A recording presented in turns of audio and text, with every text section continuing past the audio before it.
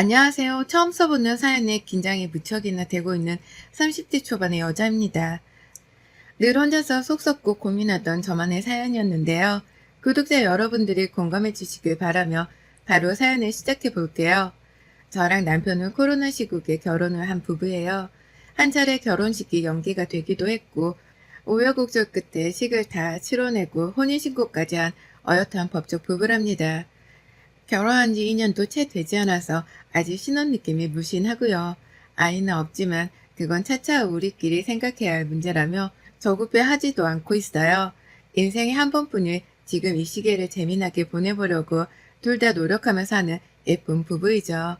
결혼하며 부족한 자금이 많았지만 둘 다 공무원이라서 대출을 받기가 한결 수월했고 양가 부모님의 도움을 조금씩 받아 결혼을 하자마자 서울 안에 있는 조그마한 빌라에 전세로 들어갔었어요.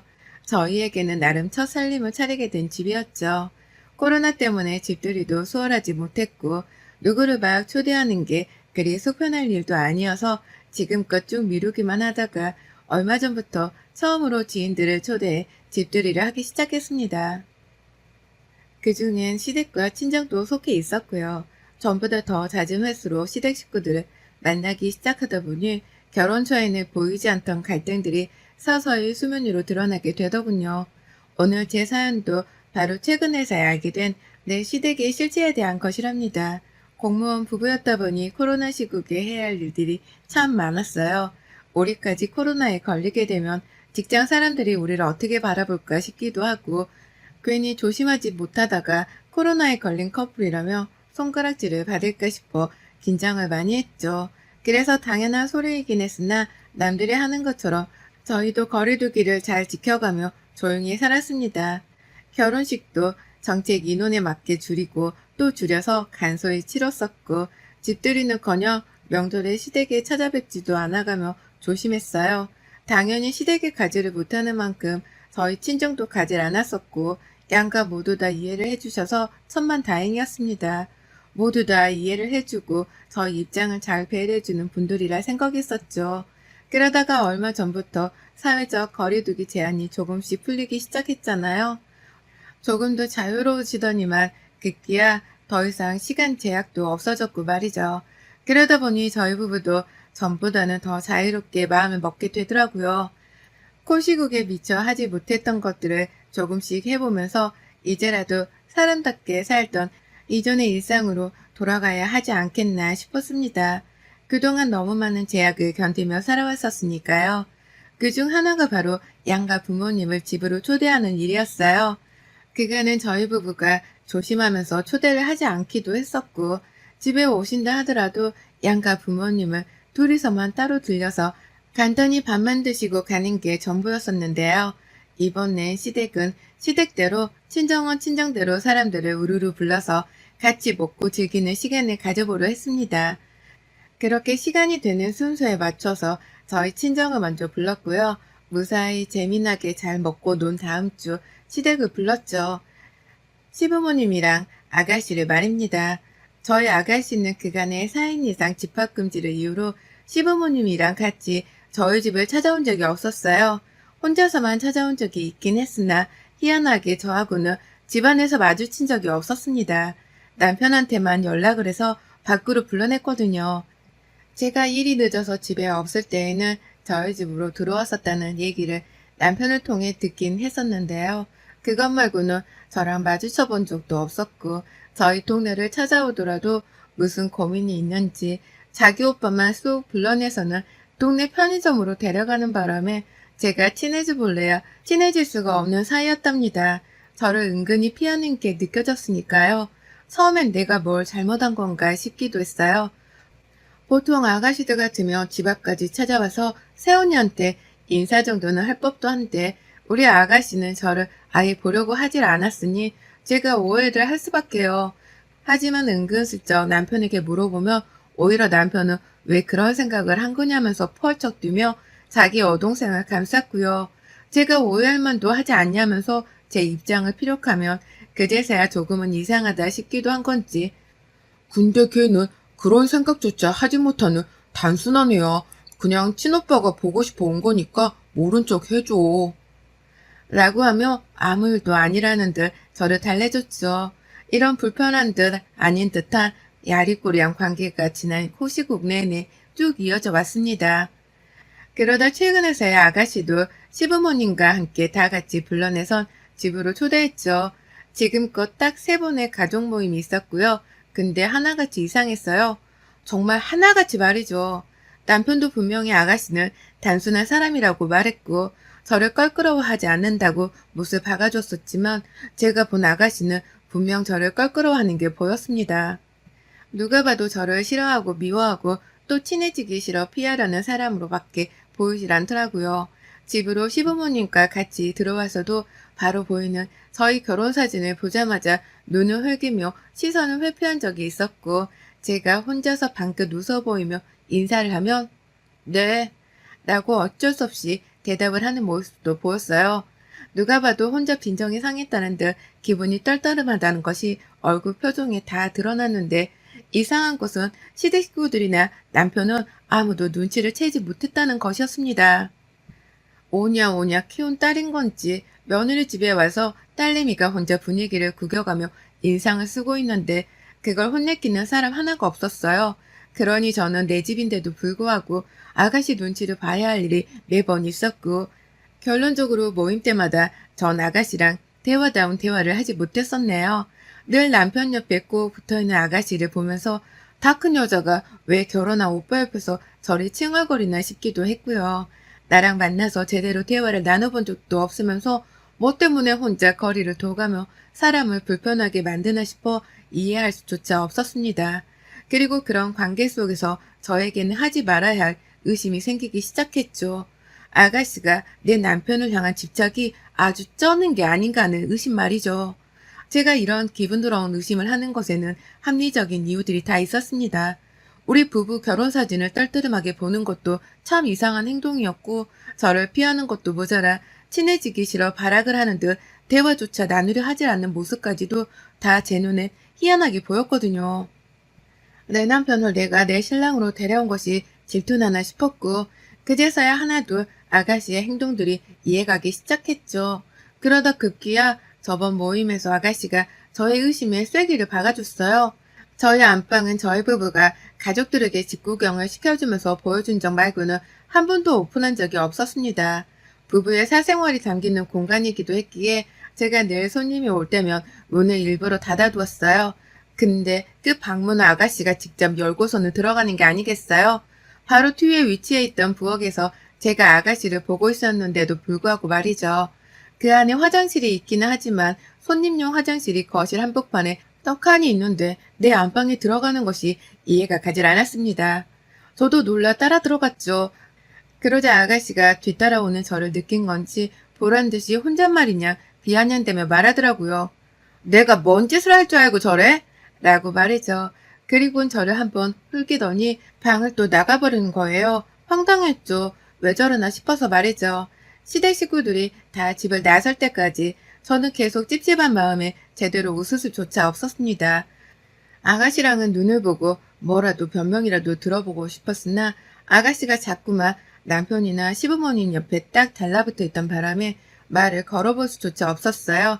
괜히 오랜만에 가져보는 가족 모임에 회방을 놓고 싶지 않았으니까요. 하지만 제가 계속 벼르고 있던 아가씨가 또 한 차례 도발을 하고 말았습니다. 그 도발이 생애 마지막 도발이 될 줄도 몰랐던 아가씨가 겁대가리를 상실하고는 제 앞에서 또 의심이 갈 만한 행동을 시전한 거예요. 그리고 그 도발은 정말 아찔했습니다. 시어머니께서 저희 부부가 맞벌이를 한다며 아주 가끔씩 반찬을 보내주긴 하셨어요. 그러다 사흘 전쯤 무슨 바람이 부른 건지 아가씨를 통해서 반찬을 배달해달라 부탁을 하셨나 보더라고요. 그러면서 시어머니가 글쎄 남편한테 전화를 해서는 저희 집 비밀번호를 알려달라 했다는 겁니다. 남편은 저한테 허락을 구할 생각도 하지 못한 채 그냥 턱하니 비밀번호를 공유해드렸고 뒤늦게 뭔가에 실수를 했다 싶었던 건지 저한테 연락을 해왔어요. 여보, 내가 말이야 아까 엄마가 집으로 반찬을 보낸다고 해서 비밀번호를 알려달라길래 그냥 알려드렸거든. 거절하면 맘 상하실까봐. 괜찮지? 라고 하면서 말이죠. 처음엔 남편의 무책임한 행동에 기분이 상했어요. 그리곤 깊은 한숨을 쉬었다가 물었죠. 그래서 어머님은 언제 오신다는데? 라고 말이죠. 그러자 남편이 그제서야 또 뒤늦게야 그게 라고 하면서 대답을 하더라고요. 엄마가 아니라 가희가 온다는데? 라고 말이죠. 순간 혈압이 막 상승을 하면서 피가 거꾸로 솟았습니다. 아무리 갈등 없이 지내는 시어머니라고 할지라도 내 집 비밀번호는 허락도 없이 받아선 문을 따고 들어온다는 게 기분이 언짢았는데 다른 사람도 아닌 시누이가 집주인도 없는 내 집에 들어온다고 생각을 하니 펄쩍 뛸 일이었죠. 그 바람에 제가 급기야 자리에서 뛰쳐나와 남편한테 언성을 높이다가 결국 반차까지 내고는 집으로 뛰어갔어요. 다른 사람도 아닌 내 집 안방문을 함부로 여는 니네 동생이 오는데도 집 비번을 알려주냐? 이 등신 같은 놈아? 라고 홍군형을 내면서 후덜거리는 마음으로 집에를 갔죠. 그리고 저 진짜 웬만하면 소름까지 돋지는 않을 텐데요. 집에 들어오자마자 온몸이 경직이 되는 게 정말 미치겠더라고요. 설마 했는데 아가씨 신발이 현관에 있고 거실이나 부엌을 봐도 사람이 없는 거예요. 이게 또 내 방에 들어간 건가 싶어서 심호흡을 한번 크게 하고는 방문을 열었더니만 이 미친년이 글쎄 우리 부부 침대 위에 들어누워 있는 게 아니겠어요? 제가 왔다는 걸 보지도 않고 짐작을 한 건지 아주 개슴츠레한 눈빛을 하고선 침대에서 나올 생각도 안 하는 거예요. 너 지금 여기서 뭐하냐? 내 침대 위에서? 라고 하며 저도 그냥 말을 까버렸습니다. 상전도 아닌 무례한 년을 앞에다 두고 아가씨란 이름조차 부르기 불쾌했으니까요. 그러자 아가씨가 절 보며 말하더라고요. 뭐가 그렇게 쪼달려서 한가름에 달려왔대? 라고 말이죠. 이제 보니 남편이 제가 집으로 들이닥치기 전 새언니가 집에 가고 있으니 빨리 나가라고 전화라도 했던 모양이더라고요. 하지만 아가씨는 남편 말을 듣기는커녕 제가 집에 오기를 기다리면서 오히려 대놓고 부부의 침대 안에 들어가는 도발까지 한 겁니다.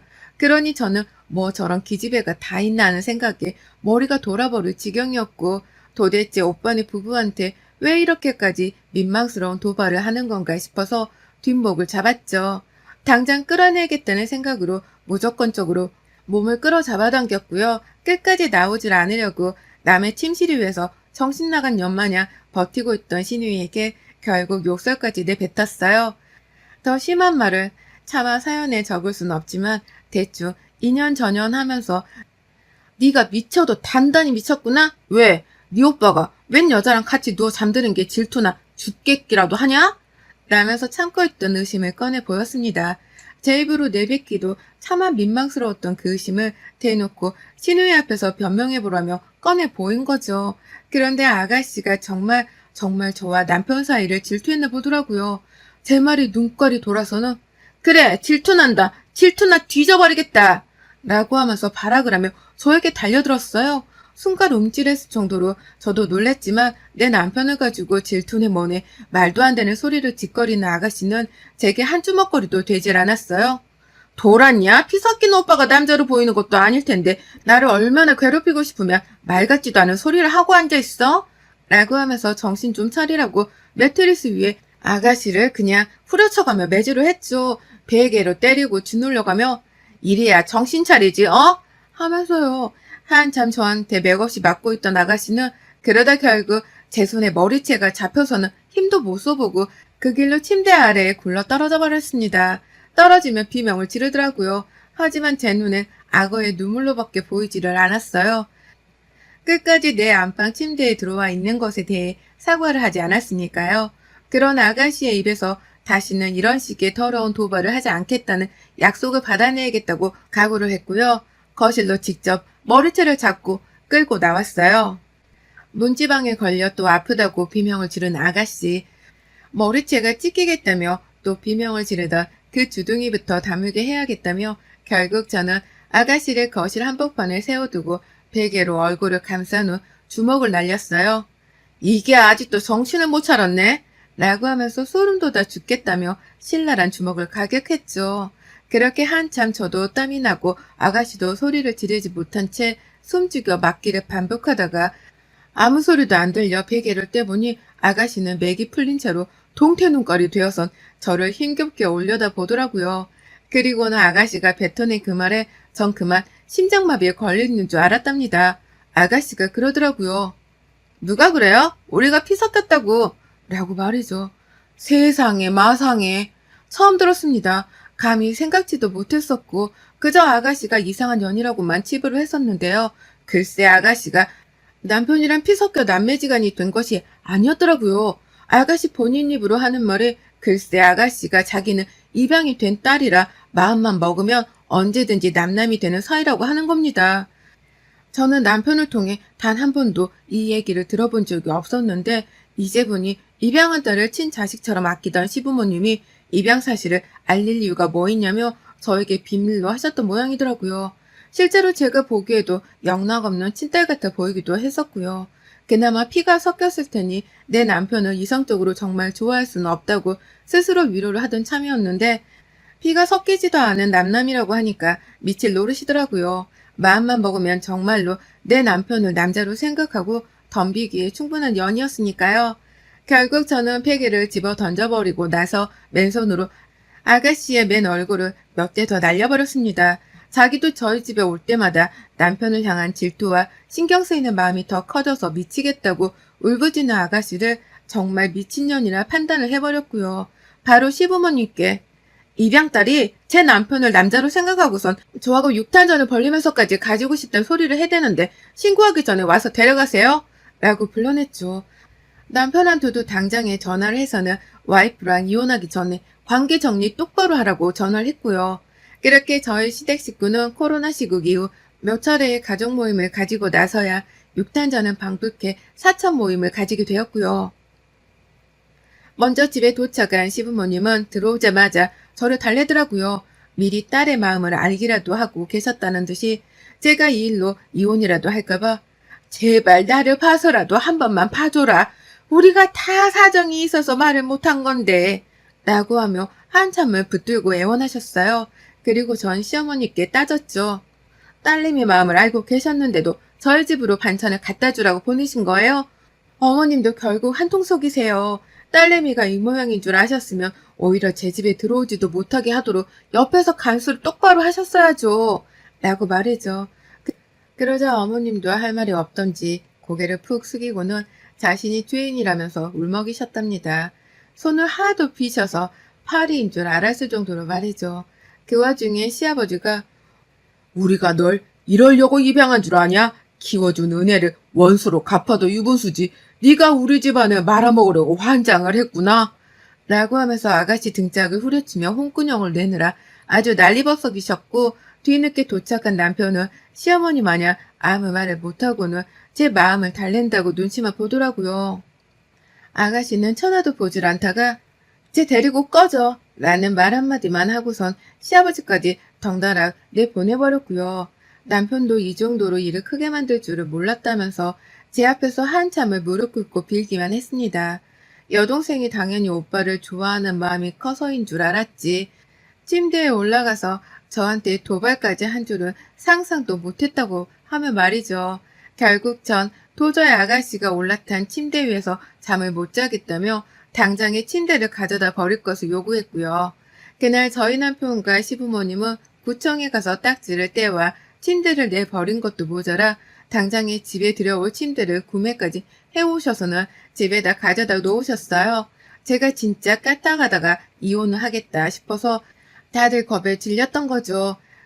시부모님은 딸 자식을 파양할 각오까지 하고 있다면서 제 화를 누그러뜨리려 별별 소리를 다 꺼내셨는데 저는 그 말을 잽싸게 받아먹었습니다.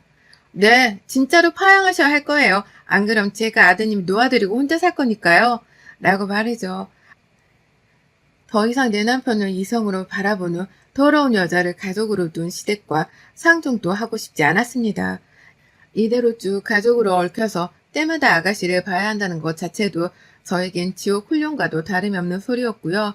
그래서 최대한 빨리 아가씨를 집안에서 내쫓든 파양을 하든 뭐라도 조치를 취하는 걸 보이라고 닥달을 했고요. 해결이 될 때까지는 남편이랑 별거를 하고 끝내 소식이 없으면 그 길로 이혼을 하겠다면서 짐을 싸들고 친정으로 왔어요. 저희 친정 부모님께도 다 일러 바쳤더니 저희 친정 부모님이 직접 시댁까지 쳐들어가 당장 이혼시킬 거라며 또다시 난동을 피우셨고요. 결국 사태가 심각해졌던 바람에 그런 건지 모르겠지만 입양 딸인 줄도 모를 정도로 사랑으로 키우신 듯한 시부모님이 결국 큰 결심을 하셨나 보더라고요. 어제 시아버지께서 문자를 보내오셨어요. 파양 조정 신청을 가정법원에 제출하고 오는 길이라고 하면서 서류 사진 하나를 찍어 보내셨더라고요. 그래서 전 답했죠. 결과 나오면 그때 연락 주세요. 라고 말이죠. 이렇게 결국 아가씨, 아니 그 염치불구한 검은머리 년은 시댁에서 파양이 되어 쫓겨날 상황에 이르렀습니다. 결혼 2년 만에 제 시댁에서 아가씨라는 존재가 사라지고 내 남편이 외동아들이 될 것이라고는 정말 꿈에도 상상을 못했던 일이었는데요. 살다 보니 아가씨란 남편 하나를 가지고 으르렁거리던 걸로도 모자라 이젠 하다하다 아가씨의 입양 사실과 더불어 파양 소식까지 들어버리게 되었네요. 저같이 다이나믹한 시댁을 둔 며느리들이 몇이나 있을까 싶습니다. 이런 엄청난 변화들을 단시간에 겪은 저도 지금 너무 혼란스러워요.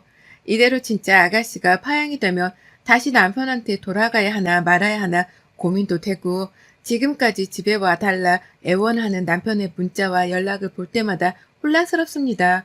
그런데 어쩌겠어요? 도발한 아가씨 혼자 벌을 받고 쫓겨나야지. 제가 이혼료 딱지까지 얻어가며 피해를 봐야 할 일은 아니잖아요. 그래서 진짜 독하게 마음먹고 파양 확정이 되면 집으로 들어가려고요. 가서 이제부터라도 나한테 또 숨기는 거 있으면 가만 안 둔다면서 남편 단속부터 똑바로 하려고 합니다. 지금껏 시댁에서 해온 행동들로 보아서는 남편도 혼의 자식 혹은 입양하라는 반전이 뒤늦게 나올 수 있으니까 집에 들어가면 남편 눈 벌부터 세워서는 또 숨겨진 비밀이 없냐 해가며 물을 겁니다. 여러분의 생각은 댓글로 남겨주세요. 오늘도 시청해 주셔서 정말 감사합니다.